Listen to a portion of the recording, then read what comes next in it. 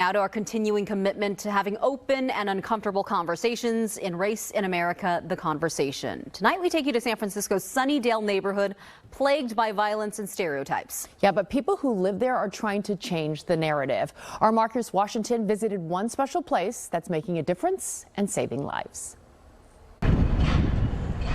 Another episode of the Rec Boys podcast. I'm trying to play the Warriors, but we lost to the refs. Meet Pierre, Deshaun, Nestor, and Ray Ray, the voices behind the Rec Boys podcast. They record the episodes over at the J&J Community Resource Center in San Francisco's Sunnydale neighborhood. Lakers fan going against the Warriors, you better. Sure. I don't respect that. I don't respect that either. Respect that. I don't respect it too, but at the same time, bro, we're from San Francisco. Why is y'all going for the Nuggets against the Lakers? Okay, the Lakers beat us. Okay, they did their thing. Even if the refs cheated, whatever the case may be.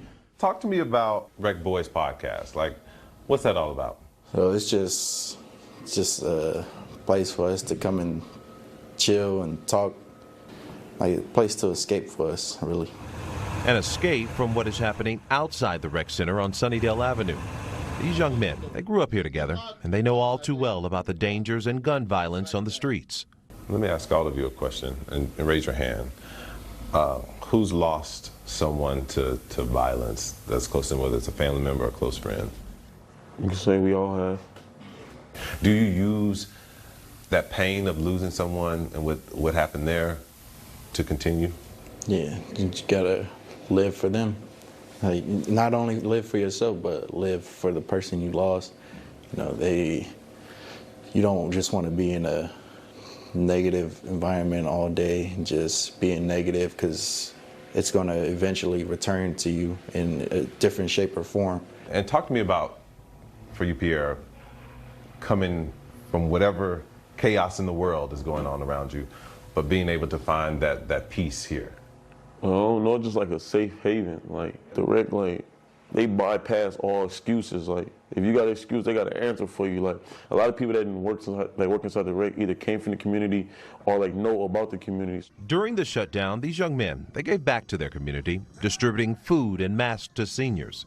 I was going through a stage in my life where I didn't really have no goals for myself, and that doing the food distributing actually helped me out a lot. I actually started going back to school.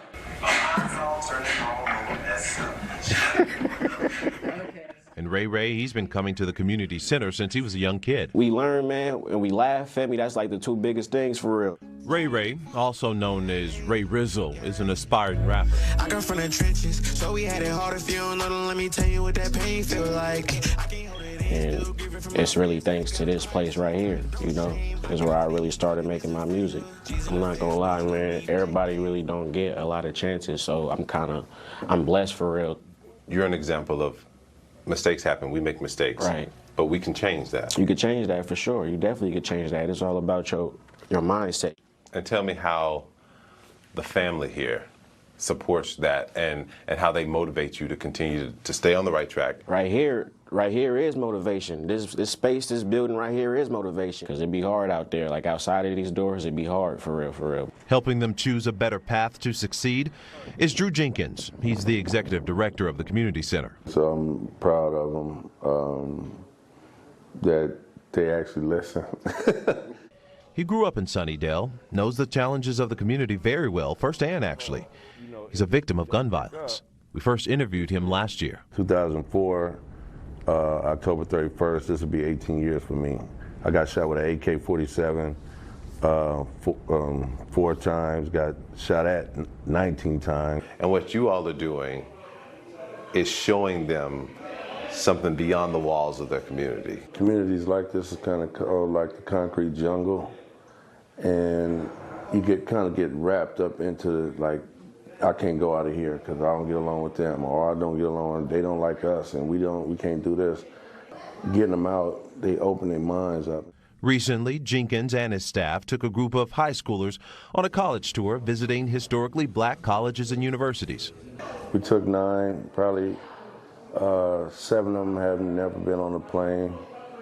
We went to Howard, and we went to Clark, Morris Brown, and Morehouse.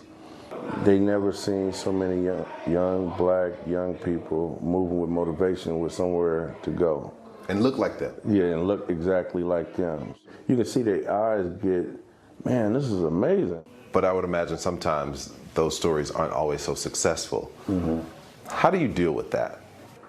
It's very hard because it could be really tragic for us because we can lose one if they make the wrong decision or in the wrong place and they decide to get in a car that they didn't have no business in.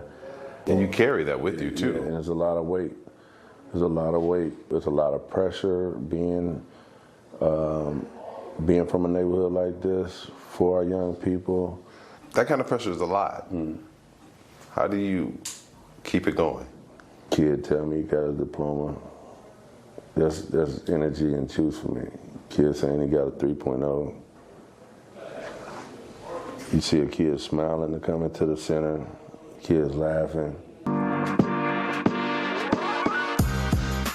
There will be smiles and laughing at the 25th Annual Family Day gathering at Hers Playground at McLaren Park, a community celebration honoring Jenkins' late mother, Dr. Ruth Jackson.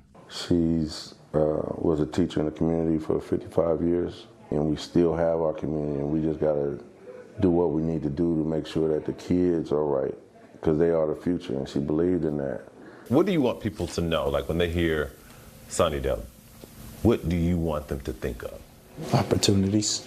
People think of Sunnydale, I just want them to think like, we human too. Like, I mean, we didn't choose to live here. Like, you know what I'm saying? Like, this is all we got. Like, this is what we had to make ends meet. This is a community that I'll never forget, and I'll always cherish for the rest of my life. So